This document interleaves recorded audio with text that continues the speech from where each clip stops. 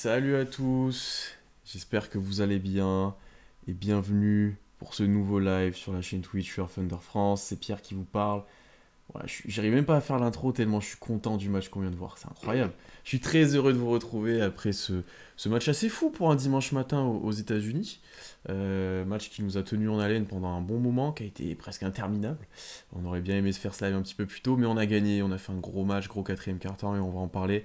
On va en parler avec Constant. Comment ça va, Constant? Ça va, oui. Bon, dimanche matin, t'exagères quand même. Dimanche après-midi aux Oui, États-Unis. oui, oui. Mais non, bah, belle victoire. De toute façon, on est sur une série en cours, puisque lors du match face aux Knicks, on avait fait un space après le match, on a gagné.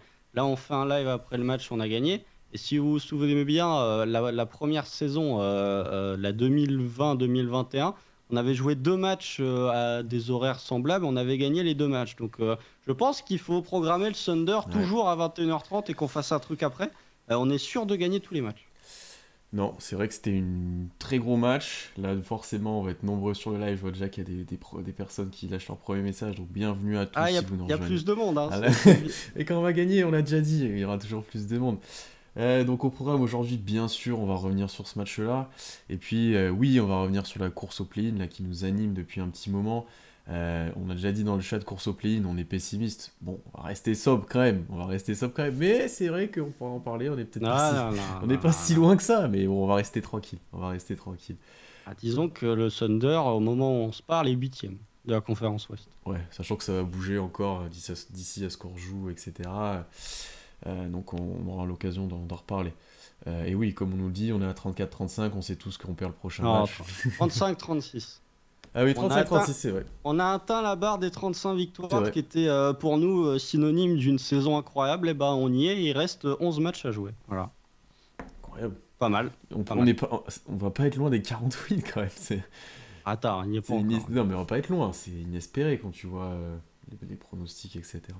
Ah bah oui, bah on est l'équipe. Vegas nous prédisait un over-under à 23,5, hein. Hmm. On l'a explosé de plus 12, hein. Si, il y a peut-être les Kings. Et encore les Kings, ils étaient pronostiqués aux alentours de 38.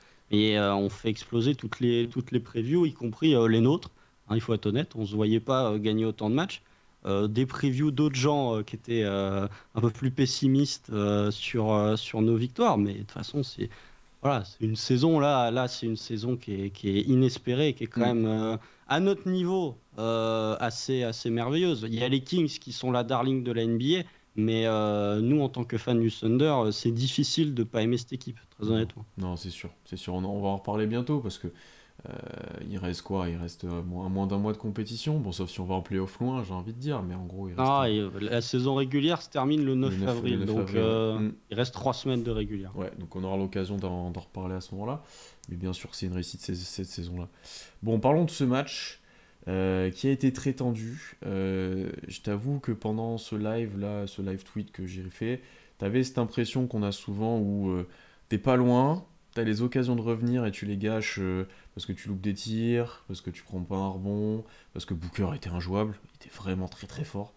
Et t'as l'impression que tu vas jamais revenir, et puis t'as cet énorme run de 18-2 au quatrième quart-temps là, Ouais. où tu joues small ball, où tu te mets à défendre très agressif, à switcher, tu cours, t'as un Aaron Wiggins qui save the day, comme ils nous ont dit à la fin en interview, il est sorti Ouais, de sa boîte, il est venu sauver tout le monde. il a mis Euh, son petit masque de Kenrich Williams. Il s'est transformé en Kenrich Williams. Il a mis sa cape de sauveur. Et puis voilà.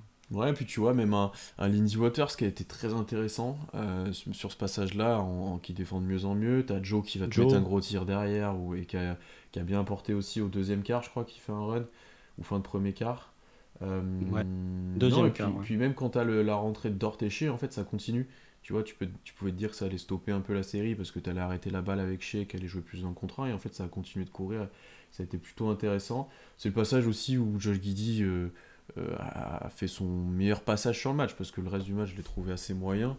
Et là, il score deux trois fois d'affilée, son push shot, il met un gros lay-up pour repasser devant ou recoller. Enfin, Revenir à deux, je crois. ouais. Et donc là-dessus, il a vraiment apporté à ce moment-là. Que J-Dub, que j'ai trouvé un peu en deçà sur ce match-là.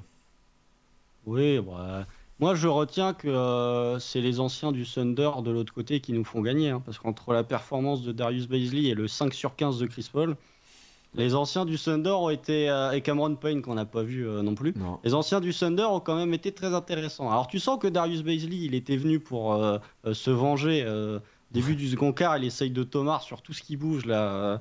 Mais voilà, le run se fait au moment où il est sur le parquet.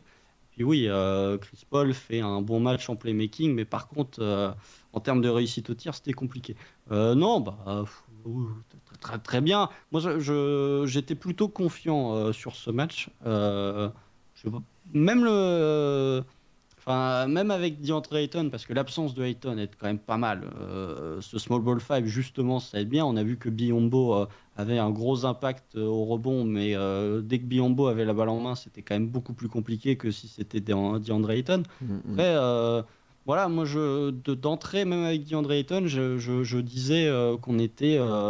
Ça allait pas être le même cas de figure que les deux matchs précédents contre les Suns où Shea était absent, où tu jouais en deuxième nuit de back-to-back et où tu jouais chez eux. Là, je trouvais que c'était un autre match et je voyais pas spécialement le Thunder se faire éclater. Et ça m'a un peu fait le même ressenti ce match que celui contre les Nets, c'est que première mi-temps, tu as une équipe qui met tout dedans à 3 points, puisque les Suns sont à 10 sur 20 à la mi-temps à 3 points, si je ne dis pas de bêtises, voire même 11 sur 21.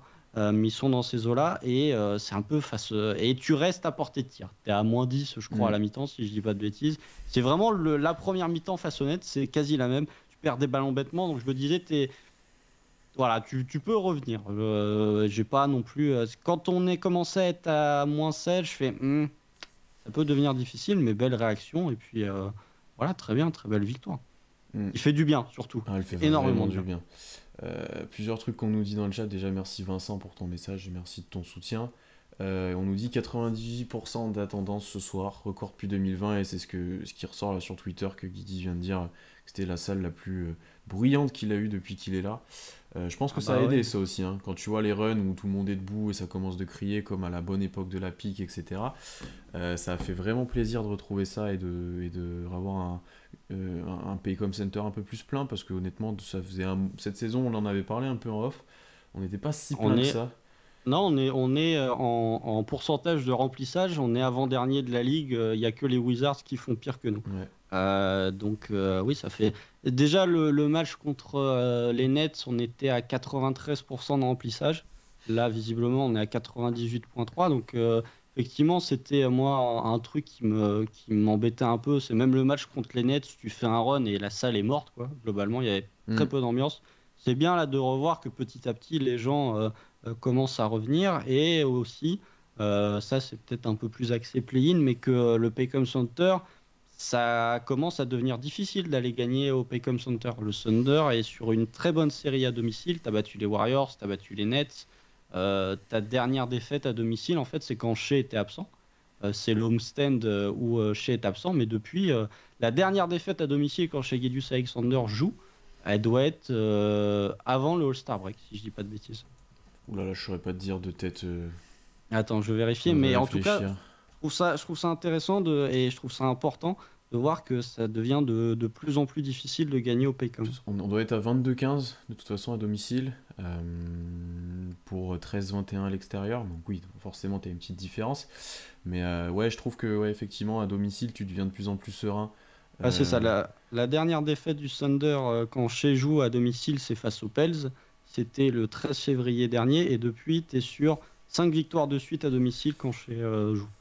hmm, hmm. Ouais, tu deviens un peu plus intraitable à domicile là. Tu perds moins de matchs faciles, t'arrives à rester tout le temps dans les matchs contre n'importe qui, t'arrives à faire le taf contre les équipes de ton niveau ou qui sont un peu moins fortes. Non, tu commences d'être un peu plus serein à chaque fois à domicile, effectivement. Parlons peut-être un peu des rotations de ce soir, c'était assez intéressant parce qu'il y a eu pas mal de choix ou non-choix, ou pas mal de loupés de joueurs qui sont passés à côté, notamment à l'intérieur.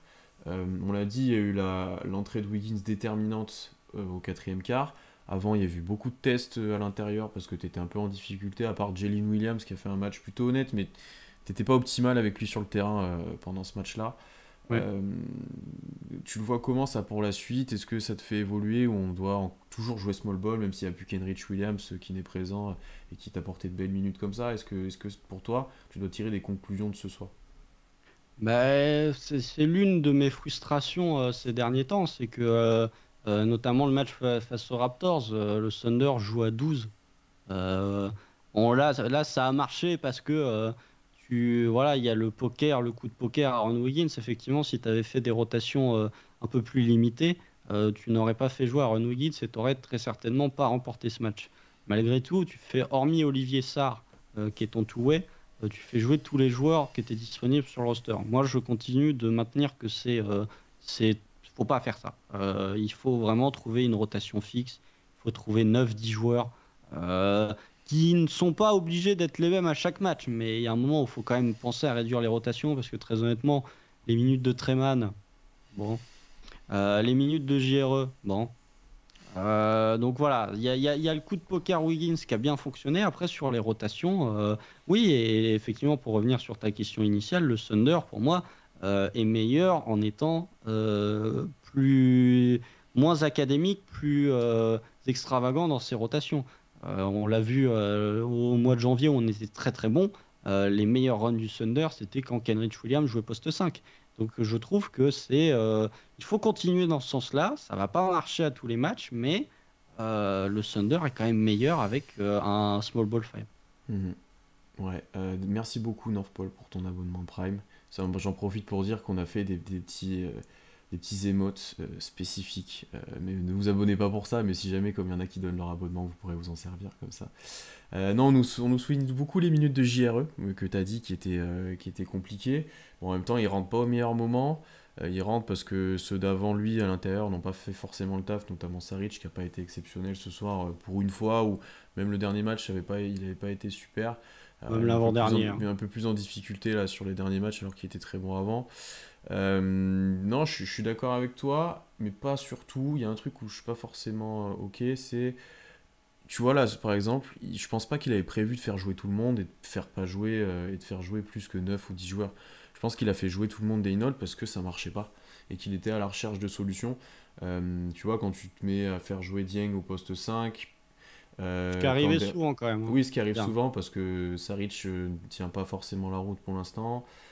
Quand derrière tu joues small ball, quand tu tankes notamment JRE, je pense que là c'est clairement un truc où tu te dis les autres marchent pas, il faut absolument que je trouve un truc, peut-être que c'est son soir, tu vois. Non. Pareil pour Treman, t'es un peu bloqué offensivement à un moment, t'as du mal à jouer, t'as pas d'adresse à un moment, tu te dis bon ok, contre Toronto il avait mis deux trois drives assez intéressants, ça n'avait pas été le plus nul. Tu te dis Oh, il ok avait été plutôt bon. pourquoi pas le tenter, tu vois. Je pense que c'est plutôt dans cette optique là où genre là sur ce match de ce soir tu cherchais des solutions. Tu cherchais vraiment des solutions. Et la solution, bah, comme tu l'as dit, elle est venue de Wiggins, c'est de jouer small ball. Alors après, est-ce qu'on doit continuer dans cette voie-là? Peut-être, selon les adversaires. Typiquement contre les Clippers, ça me choquerait pas. Faut y aller, hein. On peut Et y même aller, hein. contre les Lakers, hein. Faut y Et aller même contre aussi, les hein. Lakers, bon, à voir si Anthony Davis, mais de toute façon, Ah, mais même tu seras en AED ou pas difficulté. AED, Ouais. il faut y aller dans tous les cas. Mais en fait, je suis d'accord avec toi sur le fait qu'il n'avait pas prévu de faire jouer tout le monde, mais pour moi, c'est à double tranchant cette technique. C'est que oui, effectivement, tu peux avoir Aaron Wiggins et du coup ça va marcher, mais de l'autre côté, tu peux avoir un JRE et ça peut couler en fait. Pour moi, ça peut être d'aller chercher loin dans ton banc, ça peut t'apporter des matchs comme ça peut te faire couler encore plus Hmm, dans d'autres matchs. bien sûr. Donc voilà, on nous le dit dans notre chat, JRE, c'est vrai que quand il entre, il perd un ballon parce qu'il dribble, tu te demandes ce qu'il fait, et après il offre 4 lancers de suite, je crois, à Devin Booker. Donc oui, c'est sûr. Bon, après, on va Il pas. fait un N1 sur Booker à mi-distance où il défend plutôt bien, mais il y a une petite faute. Et il fait N1 sur Landale, là, où tu sais, Jock Langdale. on gagne à moitié la balle et ça retombe dans ses mains, il dunk sur JRE. Oui. Oui. Et ouais, il tombe pas bien après, il prend un ou deux rebonds, mais enfin, je crois, hein, de tête. Il Mais... fait 2 rebonds et 3 passes. Ouais, voilà. Mais tu vois, Voilà. ouais, c'est trop peu, il a pas eu de tir, il a pas eu... ouais, c'est super compliqué de rentrer dans ce contexte-là.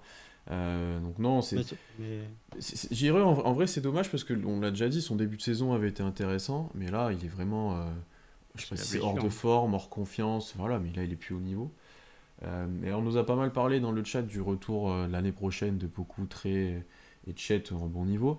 Mais tu as le retour de Poku qui se précise, il revient Angélique. Bon, pour l'instant, il en est très loin parce que je crois qu'Angélique, ça n'avait pas été forcément fameux son premier match au tir. Mais Il a rejoué, enfin, je savais même pas qu'il avait il a rejoué. rejoué, ouais, je crois qu'il a rien mis. Il a fait des passes, il a pris des rebonds, mais Pour il a rien mis. changer. Mais il a rien mis.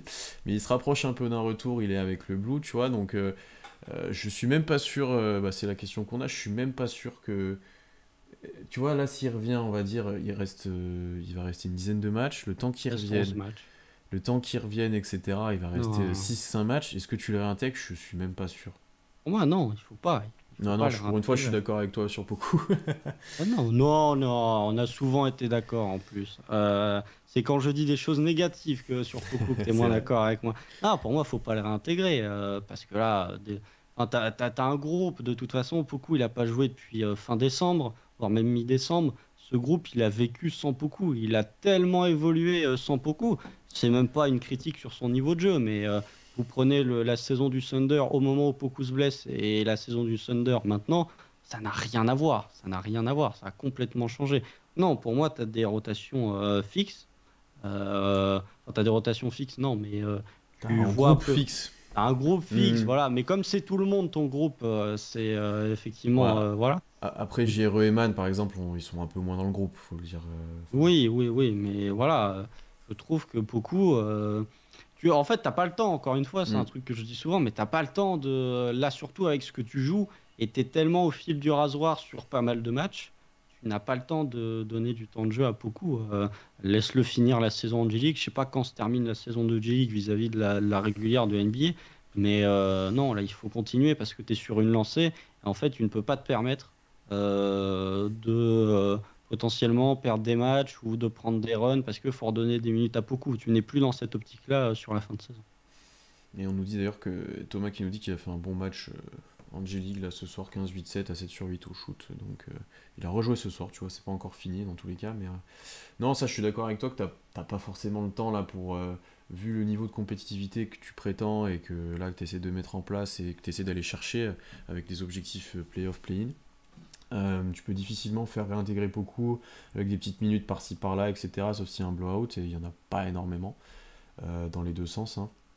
Mm. Et tu vois, même un Dieng a peu de minutes, alors que lui aussi, dans le développement, tu peux te dire, il faut le faire jouer, etc. Il a vraiment peu de minutes, hein. Même quand il fait des bons matchs, il joue pas énormément. C'est juste qu'il est très efficace sur peu de temps.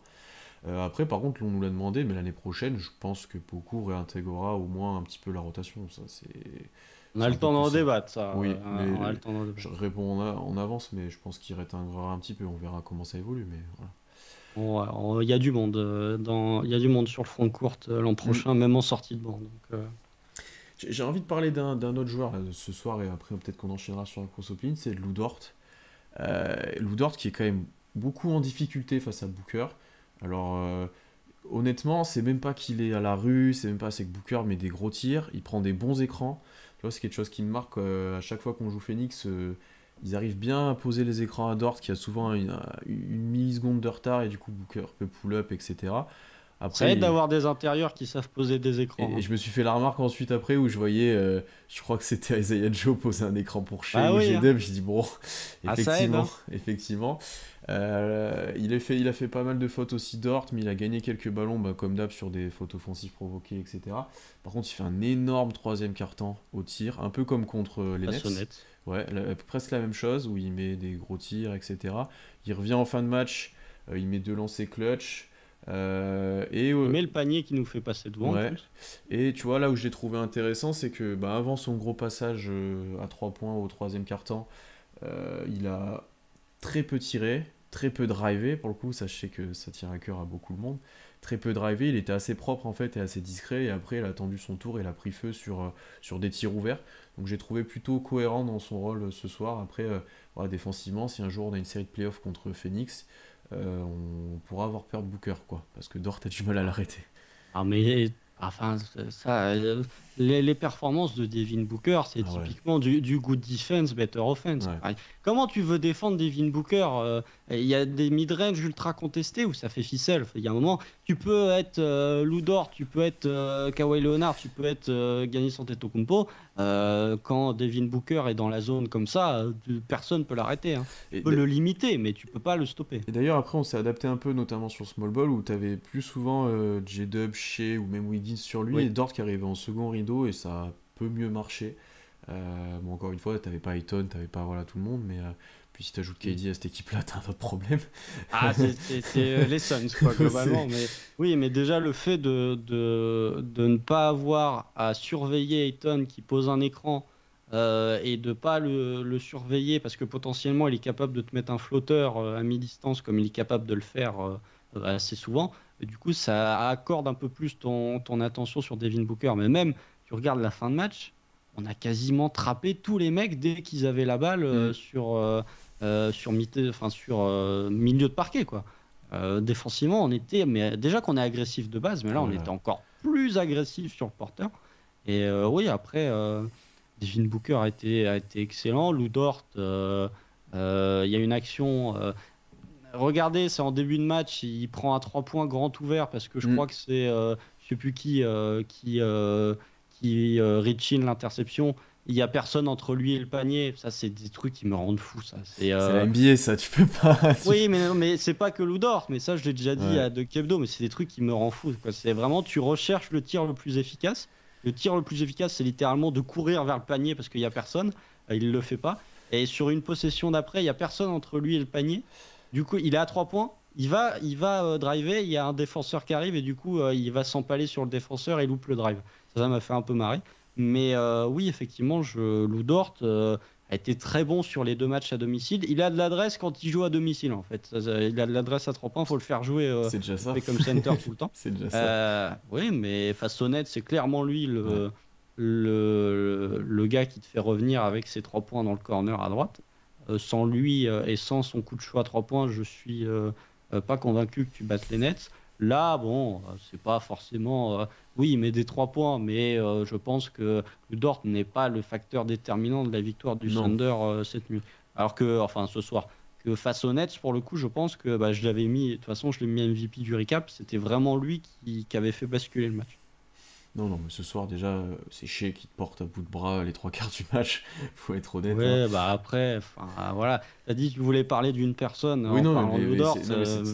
non, mais c'est bien d'en parler aussi parce que on en parle beaucoup en négatif parce qu'il mérite d'être parlé en négatif aussi. Oui. Mais tu vois, là, il a fait 2 matchs assez intéressants. Là, ce soir, c'était assez intéressant à analyser des deux côtés du terrain ce qu'il a pu proposer. Surtout que tu avais un J-Dub par exemple qui est passé un petit peu à côté offensivement, donc c'était intéressant de voir comment, si lui tirait un peu tous les ballons vers lui, si voilà, donc non, non, j'étais assez plutôt convaincu dessus. On a une question, enfin pas une remarque sur la défense sur Booker. Je comprends pas pourquoi les intérieurs venaient pas compenser.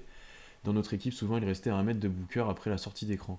Je pense qu'on a un peu tout fait en sortie d'écran avec Booker.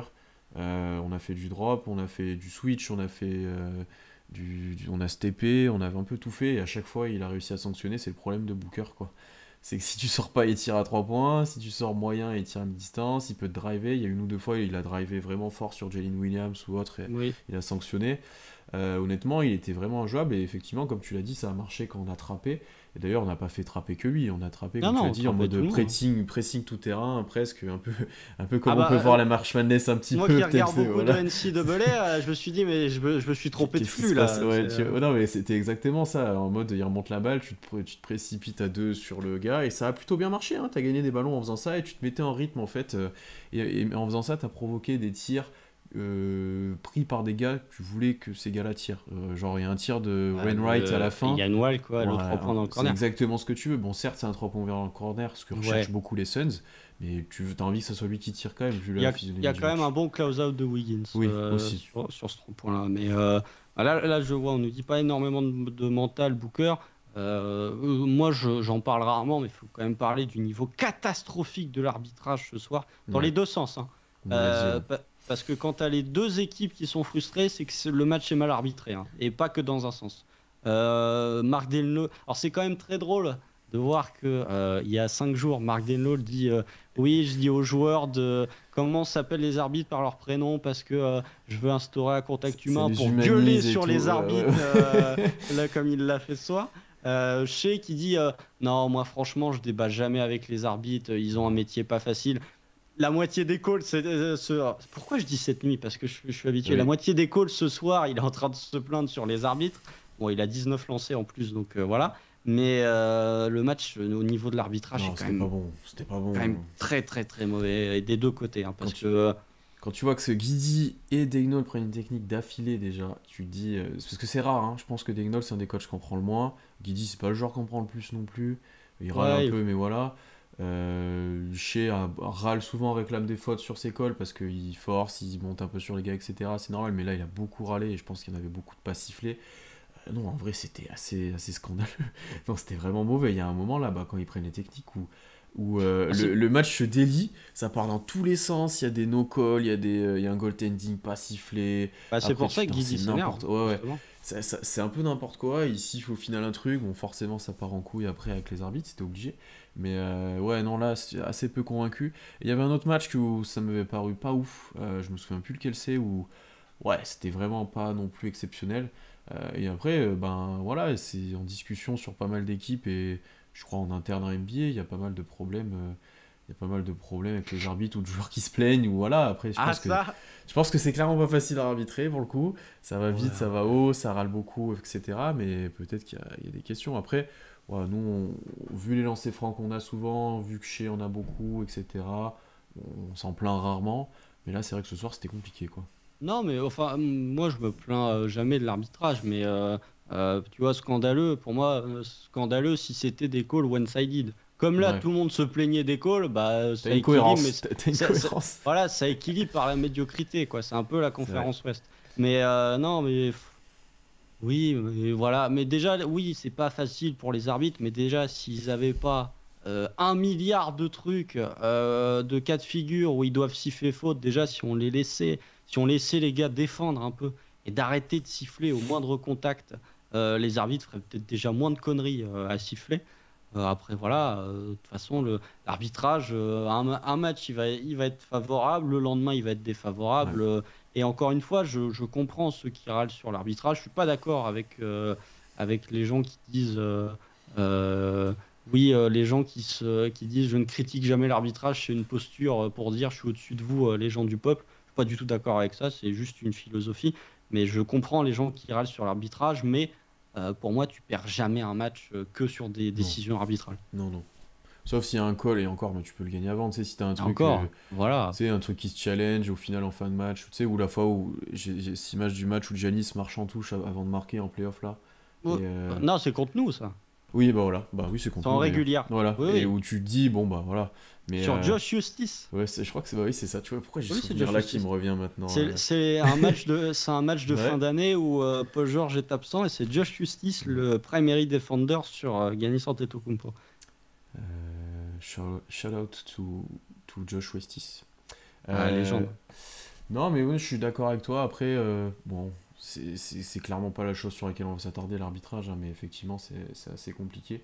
Et je suis d'accord avec toi sur le fait de les laisser défendre. Il y a un moment où j'ai tweeté dessus ce soir, où t'as J-Dub qui prend deux fautes en 10 secondes, une sur un écran où il suit un peu le joueur et il y a contact, en gros, voilà, il prend la faute, et derrière, il prend le move de Chris Paul, hein, le de base, hein, voilà. Oui. Mais tu te dis, oh, c'est Oui, non, dur, non c'est mais, dur. non mais déjà, enfin, voilà, on va pas rentrer dans un débat sur l'arbitrage, mais déjà la règle du handshake, Hmm. c'est alors, pour ceux qui savent pas, c'est à l'époque, tu pouvais mettre ta main sur, enfin quand tu es le défenseur, tu pouvais mettre ta main sur la hanche de l'attaquant, et depuis le milieu des années 2000, c'est interdit. Déjà ça défensivement, de retirer ça, ça fait tellement de mal aux défenseurs. Et puis après, je ne parlerai pas des nombreux écrans mobiles qui sont pas Ah, sifflés ouais. en NBA. Les Suns cette nuit ont fait putain, excusez-moi. Les Suns ce soir, excusez-moi pour le gros mot aussi, mais les Suns ce soir ont quand même fait un sacré paquet d'écrans qui étaient à la limite. Déjà, si on les sifflait un peu plus, ça permettrait aux défenseurs d'un peu mieux se dépatouiller pour naviguer entre les écrans. Voilà, enfin, c'est la NBA, de toute façon, c'est une décision de la Hmm. NBA d'arbitrer comme ça. Et puis voilà, mais bon, Bon, voilà. Parlons de la suite. Parlons de la suite maintenant, parce qu'on a un gros programme qui nous attend, notamment les prochains jours, puisqu'OKC part en road trip à l'ouest, cap à l'ouest. 3 matchs à LA, 2 contre les Clippers, 1 contre les Lakers, puis après un petit détour par Portland. Bon, ça va être compliqué là. Enfin, c'est important, on va voir comment ça joue, mais la victoire contre Phoenix, là, elle va faire du bien dans cet objectif du road trip, parce que ça va être compliqué de gagner tous les matchs, je pense. À tous les matchs, oui, ça va être un poil difficile, surtout que Shea va certainement en louper un, donc Ouais, ça va être compliqué. Bon, déjà, vous pouvez être sûr que le prochain, il est perdu, puisque c'est un match pour pour 50. revenir à 50%. 10 de suite, hein. Enfin là, on est à 9, mais on va certainement perdre contre les Clippers, donc ça fera 10 de suite. Je trouve ça même encore plus drôle que... je trouvais que c'était déjà assez drôle de jouer un match à 50% contre les Raptors. Je trouve ça encore plus drôle de jouer un match pour revenir à 50% contre les Clippers. Euh, c'est peut-être eux qui vont. Ils nous ont déjà fait le cadeau de nous offrir chez Gideus Alexander. Ils vont peut-être nous faire le cadeau de revenir à 50%. Mais voilà, oui, c'est compliqué. La victoire, effectivement, contre Phoenix fait énormément de bien. Après, de toute façon, sur Portland, on ne sait pas trop ce que ça donne. Ils perdent tous leurs matchs là, ces derniers Mhm. temps. Il y a deux, trois reports qui commencent à sortir sur le fait que peut-être que Damien Lillard, ils vont le mettre au garage plus tôt que prévu parce qu'ils se rendent compte que la saison, ça commence à potentiellement être fichu. Et même quand Damien Lillard joue, il est très très fort, mais il y a tellement personne à côté, Tu surtout gagnes là pas avec la forcément. blessure de Jeremy Grant, il gagne rien. Après, voilà, les deux matchs contre les Clippers.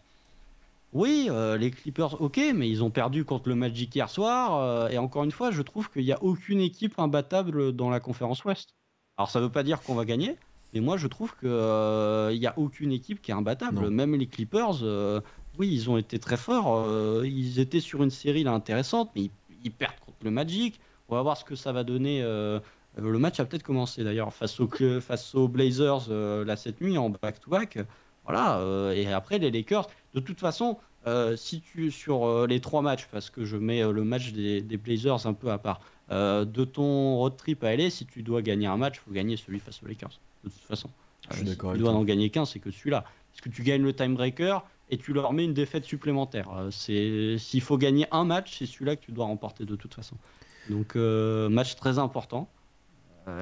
Certainement, en plus, en deuxième nuit de back-to-back, hein, bien sûr, pour compliquer la chose.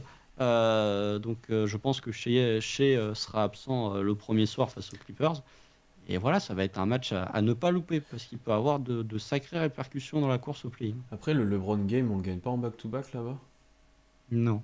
Non, on est en back-to-back. Je crois que c'est le lendemain qu'on est en Non, il y back-to-back. avait un truc, il y avait un truc, ouais. Non, mais tu vois, mais moi, je te disais au moment, bon, les Lakers, ils avaient l'air d'avoir fait un peu le trou, ils étaient septième ou huitième, et tu te dis, bon, et là, ils perdent 2 matchs d'affilée, ils sont 11e. Bon, Ils bah, perdent trois matchs c'est la d'affilée. conférence Ouest, quoi, c'est, voilà.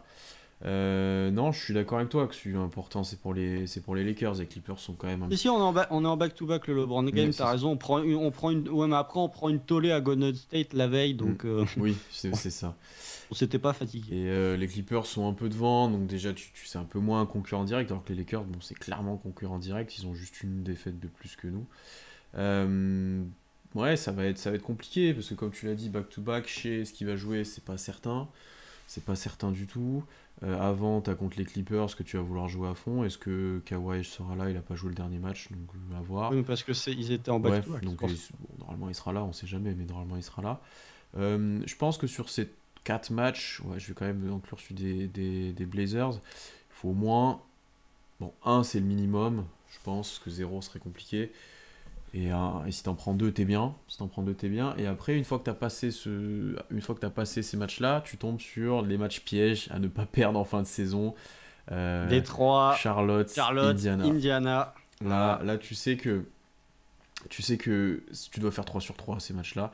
Bon, à Indiana, ça va pas être simple, mais quand tu reçois Charlotte et que tu reçois à Détroit, faut que tu gagnes. Et après, Indiana, faut que tu y ailles aussi pour chercher quelque chose. Mais là, tu joues ta saison, hein, parce que les derniers matchs. Après, Ah, il reste 11 t'es matchs de vite toute à la... façon. ouais, mais t'es vite à la fin, parce qu'après Phoenix, Golden State, Utah, Memphis, ça sera là. Je pense que l'avant-dernier contre Utah, il y aura des gros enjeux, je pense. Ouais, même celui contre, celui contre Memphis. Enfin, ça peut jouer au dernier soir de la régulière, hein, cette affaire. Je pense honnêtement que ça peut jouer au dernier soir, parti comme c'est.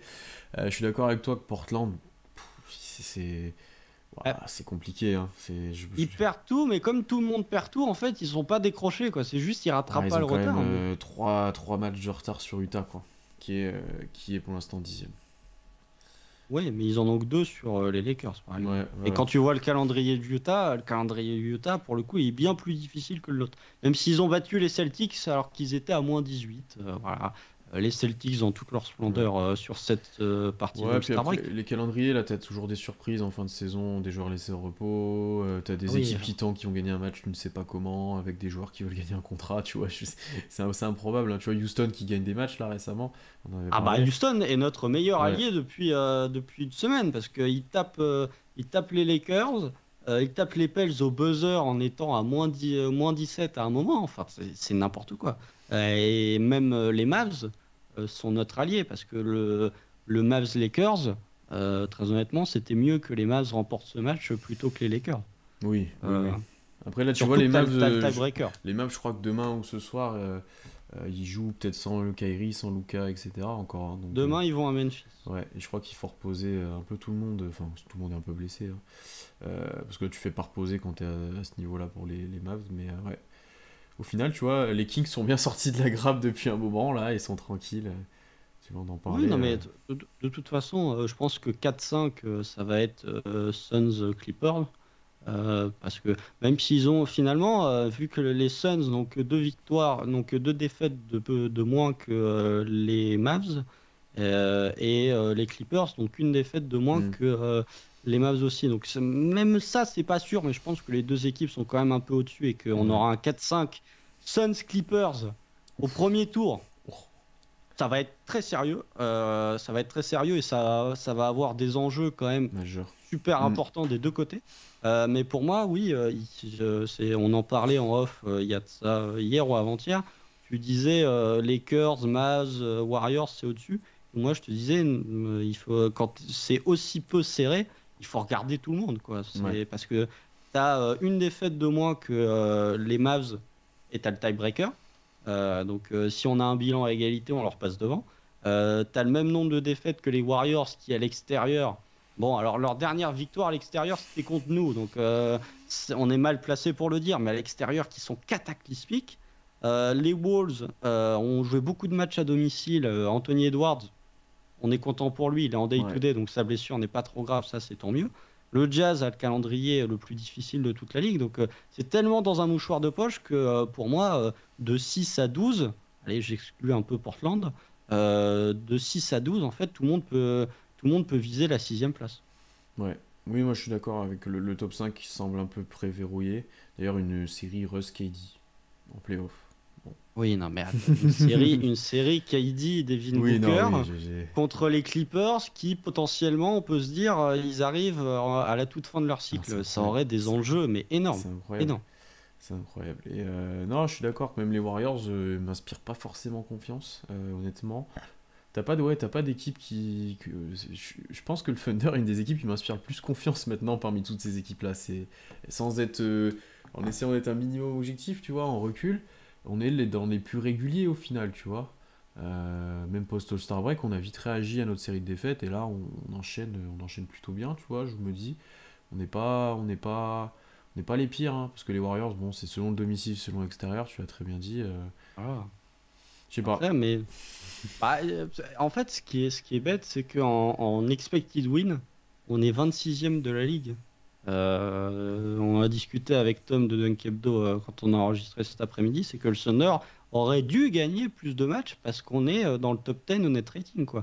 Et on n'est pas loin d'avoir une attaque et une défense top 10, ce qui normalement est réservé aux contenders, quoi. Donc là, on a gagné un match dans le clutch. Ça faisait longtemps qu'on n'avait pas gagné un match dans le clutch. Oui, c'est ces matchs dans le clutch. En fait, tu vois, ce que je trouve intéressant, c'est que bon, des axes de progression, il y en a toujours, mais tu vois clairement que pour l'an prochain, si tu arrives à être au même niveau que ce que tu es actuellement, tout en gérant mieux tes matchs dans le clutch, là, pour le coup, tu vas devenir une équipe assez Voilà, sérieuse. le clutch en vrai, il était pas si, si bien géré que ça, hein. Non, non, mais Euh, tu gagnes quand même à la oui, fin, tu gagnes à quoi. la fin, c'est le principal, mais ça a été compliqué parce que, bon, certes, t'as de l'avance à un moment, tu te fais remonter parce que Devin Booker est en feu, en fait, tu donnes la balle à Shea, eux ils sont en zone, tous dans la raquette, et on attend que Shea joue ses 1 contre 1 et joue à moitié post-up, et il se passe rien, quoi. C'était assez compliqué. T'as la perte de balle de Josh Giddey, là, assez improbable sur le Ah, challenge. il y a Ian Wright qui prend la main quand même Bon, après, avant. ça, je sais pas ce qu'il fait en fait à ce moment-là, tu dois même pas permettre ça. Non, Non. tu te fais un peu peur. Tu t'assures, heureusement que t'es bon au lancer franc sur la fin de match parce que. Ah, Lou Dort, il m'a fait peur, hein. Oh, le Lou Dort, je me premier. suis dit, il va faire un sur deux. Avant qu'il le tente, avant qu'il tente le premier, je me suis dit, il va Ouais, nous faire un après, sur tant deux. qu'il en Parce mettait que un, Lou c'était Dort, bon. c'est pas l'assurance tout risque. Tant qu'il- Non, non, avec Booker, là, j'aurais. Bon. Après, ils avaient plus de temps mort, Oui, ils avaient mais. plus de temps mort. Il fallait qu'il en mette au moins un, tu vois. Mais le premier, t'es pas loin de. T'es pas loin Ouais. de pas être dedans. Et après, t'as Shea au lancer, donc ça allait, même si on a raté en début de match là. Ouais. D'ailleurs, Blue Dort a baissé au lancer franc depuis l'année dernière, je pense. Ah oui, il a Ouais, perdu ouais, 10 points de ouais, ouais, pourcentage. c'est Il assez était à bizarre. 84. C'est ce que j'allais dire. Lou Dort, au lancer, c'est pas l'assurance tout risque, hein. Mais après, enfin, moi j'aimerais, bon, ça dévie un peu du sujet, mais moi j'aimerais qu'on rende hommage à ce que fait chez Gideus Alexander là actuellement. Ah, c'est fort.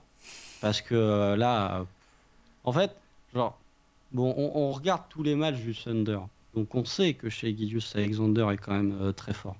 Mais là, depuis son retour de blessure, je me dis, euh, en fait, là c'est vraiment, je sais pas comment expliquer, mais je suis en.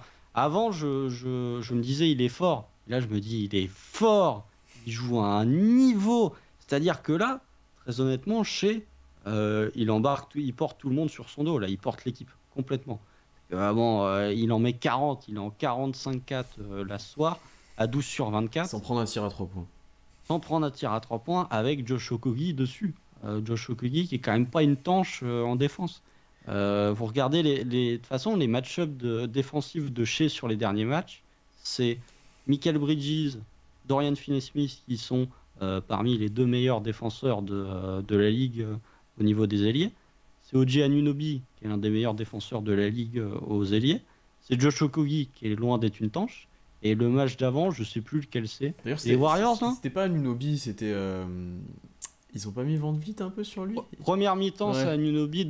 Et puis ils voient qu'ils prennent une sauce, du coup ils mettent Anunoby. Et pour le coup, Anunoby a très bien défendu sur Shea. Mais le mec enchaîne les matchs à 30 points. Et là, sachant que ça se voit qu'il est blessé. Euh, Ça se voit. Il y a un moment, il prend un contact face aux Nets. Tu le vois vraiment, il a mal à la ceinture abdominale. Tu sens que le gars est blessé. Il t'envoie des matchs à 30 points, à 50% aussi, hein. Donc là, ouais, effectivement, la saison de Shea, bon, voilà, il va certainement être All-NBA, ce qui va nous embêter parce qu'il va avoir une petite augmentation de Prendre de contrat. l'argent. Il va prendre de l'argent. Mais potentiellement, il y a Luka Doncic qui est un lock. Pels, voilà, merci Thomas. Il a Herb Jones sur le paletot. Il en fait ce qu'il en veut en première mi-temps. Donc Shea, il enchaîne là parmi. Et match d'après, enfin les deux prochains matchs, il va se farcir Kawhi Leonard et Paul George. Bon, il va commencer à enchaîner les gros défenseurs, les gros défenseurs. Et oui, ce que fait Shea, c'est vraiment exceptionnel, exceptionnel. Et ce que je trouve intéressant, c'est ce que dit Kamel dans le chat, c'est qu'en fin de match, c'est lui qui défend sur Devin Booker. Il y a des possessions où c'est lui qui défend Devin Booker, et de voir que tu as un mec Hmm. blessé qui est efficace au tir et qui en plus défensivement fait les efforts, là, exceptionnel. Alors après, tu vois, aujourd'hui, enfin, sur le match d'aujourd'hui, t'as l'impression moi j'avais l'impression qu'il forçait. Tu sais, parce que surtout en première mi-temps, il y avait personne qui mettait rien, il n'y a rien qui était créé. Donc il jouait c'est un contre un tout le temps, il sautait, il y avait 20 000 contacts, il mettait des N1. Le N1 qui met au buzzer,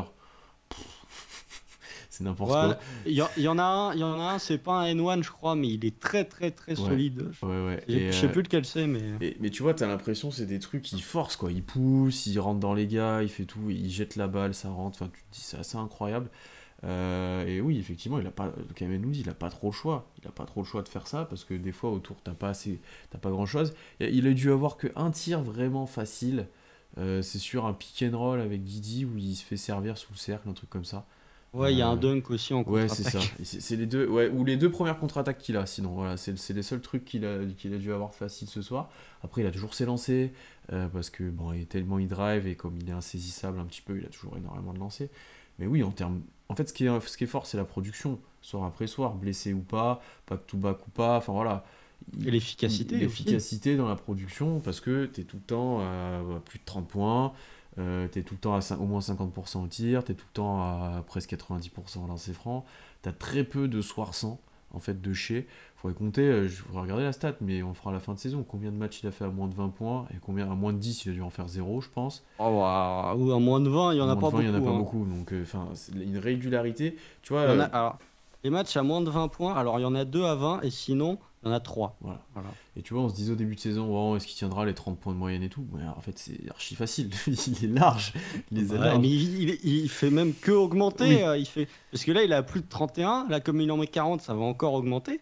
Chez, depuis le retour de All-Star Break, il est à 35 points de moyenne. Ouais. Le mec n'a pas un soir où où il est off, quoi, où il fait un mauvais match. Donc oui, Shea est quand même, Après, on en parlera en voilà. fin de saison, mais ça peut poser question par rapport à certains objectifs qu'on avait en début de saison et par rapport à son jeu et par rapport à comment on voulait le voir évoluer. Il n'y a pas de off-ball chez là. Il y a plus de off-ball Ouais, chez. mais là, Ouais, t'as pas besoin, certes, mais t'as plus de situation où, bah, on l'a cité, t'en as eu une avec Guidi, voilà, c'est tout. T'as plus de catch and shoot chez à 3 points, il y en a pas, t'as plus de tout ça. Il est vraiment, on lui donne la balle, il joue c'est un contre un, il a sa production et t'as les autres un peu à côté, etc. Alors c'est des fois ça rentre en symbiose les deux où ils se partagent la balle, etc. Il y a Shea qui met un loop à Guidi à un moment d'ailleurs, en fin de match là. non, mais tu sens que quand il lance la balle, Shea, il a une demi-seconde de dire Ah, saute, mec. ouais, ça fait quelque chose. Il lui La a mis balle, elle est en tellement l'air, là, bas, en il fait, lui a hein. mis tellement bas, il a regardé, il a fait. Ah. Ah non, mais je dis, mais frère, je t'adore, mais dunk une fois de temps en temps, quoi. Ouais. T'es capable quand même de dunker. Et Mais tu sens que c'est alors, pas un Guidi à power. deux pieds, il ne peut pas dunker, je crois. Il peut dunker qu'à un pied. Non, mais qui dit, faut C'est... dunker, Non, hein. non, Même mais tu sur sais, certaines de tes finitions, on va il y dunker. avait un truc qui était sorti où Jalen Williams, tu l'avais porté pour qu'il dunk à deux pieds ou un truc comme ça. Non, non, je pense qu'à Ah deux ouais, pieds, il non, mais dunk là, presque pas, ouais. Non, mais tu vois, ça, c'est un truc qu'on avait pas mal développé, toi et moi. C'est comment les deux allaient collaborer ensemble, si Shea allait jouer au off-ball un petit peu, etc. Bon, bah là, t'as pas besoin de réfléchir à ça parce qu'il est trop fort. Mais peut-être que quand il sera trappé encore plus, peut-être quand ça sera en playoff, enfin, t'auras besoin de d'autres là, il est choses à déjà pas côté. mal, hein. Oui, oui, oui. Il est déjà pas mal, hein. Après, Parce que là, il y là, a des possessions où il drive même pas, il est déjà attrapé, hein. et après, là, souvent, au mieux d'être trappé, c'est juste qu'il l'attende dans la raquette. Il le laisse plus ou moins tirer à 3 points comme il en prend pas. Et je pense pour moi, d'ailleurs, tomber à vraiment à 0,3 points, c'est pas forcément une solution. Il y a des actions, moi j'aime bien quand il y a peu d'actions où il le fait, mais il y a des actions où il s'arrête en contre-attaque, où il fait un step back dans le momentum, et ça rentre souvent. Oui. Comme Ceux-là, faut celui qu'il les face au prenne. Nets, Ouais, là. voilà, exactement. Ceux-là, pour moi, ils sont importants pour Shea parce que ça ouvre un peu la défense un minimum. Parce que là, à la fin, ils sont tous dans la raquette. Ils savent très bien qui va driver ou qui va prendre un mid-range. Donc, euh, Bah, c'est pas qu'ils sont tous dans la raquette, c'est que pour moi, c'est l'adresse du Thunder en fait. La problématique, c'est pas tant que Shea ne prenne pas les 3 points, c'est que la problématique, c'est qu'à côté, il faut que ça mette ces 3 points. Mais qui est la problématique, ah, très honnêtement, hein, on n'est pas très maladroit honnêtement. cette année, hein. Non, mais je dis pas qu'on met pas nos 3 points, même si depuis le retour du break, c'est quand même beaucoup plus. On est à 34%, j'ai regardé. On est à peu près 20e. J'avais regardé là avant l'épisode. Depuis le retour du break. Ouais. Bon, bah voilà, donc c'est pas non plus Non, c'est exceptionnel. moyen, moins. Oui, mais et c'est surtout par passage, c'est-à-dire qu'il Hmm. y a vraiment des moments où tu vas pas mettre grand-chose. Et très honnêtement, hein, je ne compare pas les joueurs, mais on est dans la et je ne compare pas le degré de domination, mais on est dans la même problématique où on est dans le même théorème que Giannis avec les Bucks, hein. Très honnêtement, Où tu, c'est où tu lui laisses toute la raquette, tu laisses jouer et tu mets que des shooters autour. bah oui. Enfin, il y a un moment et la même problématique de dire si à côté de Giannis ou si à côté de Shea. Encore une fois, c'est pas ne mettez pas cette phrase out of context, hein. Mais quand tu vois le profil de joueur, il faut que si les mecs mettent leurs 3 points, c'est plié. Parce qu'après, ça va ouvrir les lignes de drive ou alors sur les kick-outs, ils vont te sanctionner. Le Thunder, si ça rentre ces 3 points de façon très élevée, ça va être plié parce que Shea, tu pourras pas l'empêcher de driver. Et même quand ça met pas les 3 points, c'est difficile de l'empêcher de driver. Donc, et très honnêtement, Shea joue plus comme un intérieur que pas mal d'intérieurs de la ligue, Ah, ouais, ça dépend ce que tu appelles le jeu intérieur, quoi. bah, non, littéralement jouer à l'intérieur. Ah oui, d'accord, pas comme un. Oui, ok. Oui, ça, je suis d'accord avec toi. t'es sur des bases d'un Giannis, t'es sur des bases d'un DeRozan, d'un Butler, peut-être aussi, hein, des joueurs comme ça. Hein. Encore, des Rosan Butler, ils prennent pas mal Ils de prennent. mid-range. Ah, Shea en prend pas mal des mid-range quand même. Hein. Oui, mais c'est des mid-range short. Que des Hmm. Rosan et Ouais. Butler, c'est des mid-range un peu plus longs. Mm. Mais oui, pour moi, vraiment, c'est le Giannis des guards. En termes de profil Giannis des athlétique, en gardes. termes de bizarrerie, ouais, pour moi, il ressemble vraiment à ça. Kamel qui nous dit autre chose aussi intéressant que j'aime bien, c'est qu'il des fois il refuse de prendre des écrans pour jouer son 1 contre 1, etc. C'est vrai, et honnêtement, on n'a pas énormément de vrais écrans pick and roll avec Shea. Et je me faisais la comparaison avec Booker, qui en face avait des énormes écrans et était tout le temps libre, en fait, avait toujours un temps d'avance, et du coup, pouvait prendre des min-range ou face au cercle avec du read, pouvait prendre des pull-up à 3. Là où Shea, t'as des écrans, c'est pour redriver, c'est pour faire légèrement le tour du joueur. Enfin voilà, c'est beaucoup moins clair ce qui se fait sur les écrans pour Shea, parce que t'as pas de poseur d'écran et parce que lui aussi est pas du tout dans la même optique qu'un joueur comme Booker, même si c'est censé être le même poste. Donc ça serait intéressant de voir comment on peut développer ça quand tu auras des meilleurs intérieurs pour poser des écrans dès l'année prochaine, voir comment ça se développe autour de ça, parce que voilà, c'est sûr que comme on l'a dit au début, quand c'est Joe qui te pose un écran, son but à Joe c'est de sprinter à 3 points après, il va pas forcément défoncer le joueur sur l'écran quoi. Ah non, Euh, donc non, ça pour ça j'aimerais bien voir comment ça va se développer. Et d'ailleurs en parlant de Joe, ça rejoint complètement ce que tu disais, quand tu as des joueurs qui mettent à 3 points à côté de lui, il bénéficie tellement de l'attraction de chez. clairement. Les situations où il joue à deux, etc. Bon là maintenant il commence de développer des trucs balle en main. Ça c'est Ouais, depuis. alors faut se calmer Oui, par contre. Calme-toi, Joe. Je Ouais. préférais quand t'étais dans un Ouais. corner ou à Alors 45 à faire du des fois catch. c'est très bien, des fois tu te demandes ce qu'il fait, mais bon ok, pourquoi pas, il y a des flashs, on va dire pour l'instant qu'il y a des Bah flashs. après t'es obligé, enfin, encore une fois. Oui. Le Thunder a peu de ball handler et a peu de shot making. Donc effectivement, ça peut paraître bête, mais je préfère voir Joe balle en main plutôt que Dort pour se créer un tir en tout cas. Je préfère largement voir Ouais, ça. Et même Guidi, hein.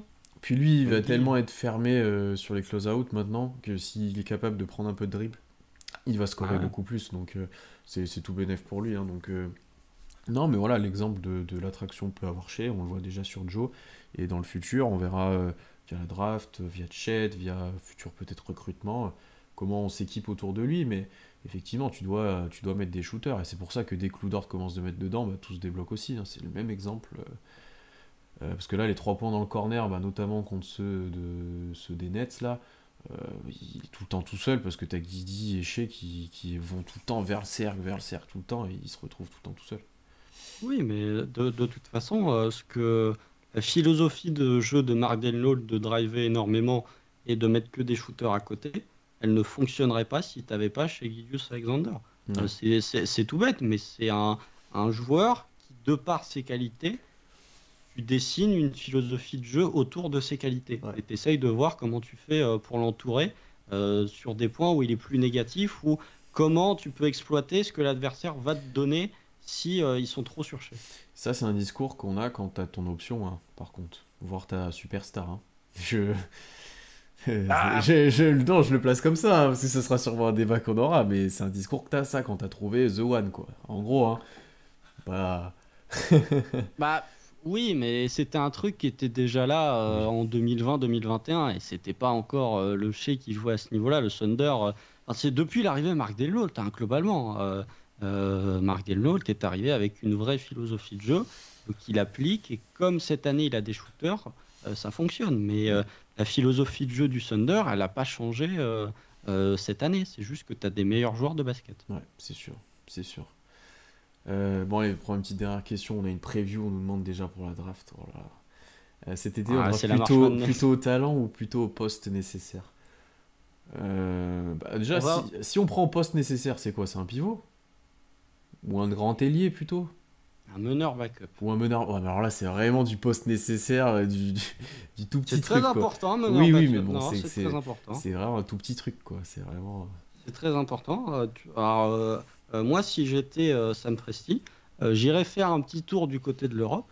J'irais voir Missy et je lui ferais bon. Hmm, Tu on veux en a combien? parlé. Tu veux la mid-level? Bon, allez, viens, allez, prends la mid-level. Viens la prendre, ta mid-level, et tu viens être notre meneur backup. Parce que pour le coup, on en a parlé l'été dernier, on en a parlé même avant. Là, pour le coup, Misic, ça ferait tellement sens en fait dans Mm. ce roster. Meneur backup Mm, mm. dans une équipe compétitive, Bah viens. là pour le coup, je suis désolé, sachant que bon, je suis pas à l'Europe, mais ça a toujours l'air d'être un des meilleurs joueurs, si ce n'est le meilleur joueur d'Europe. Donc moi, oui, effectivement, je me dis que si Misic a envie de venir, ce qui est toujours pas une garantie, même s'il a changé d'agent et que c'est le même agent que Shea et que Lou Ouais. Dort, ce qui ne veut rien dire en soi.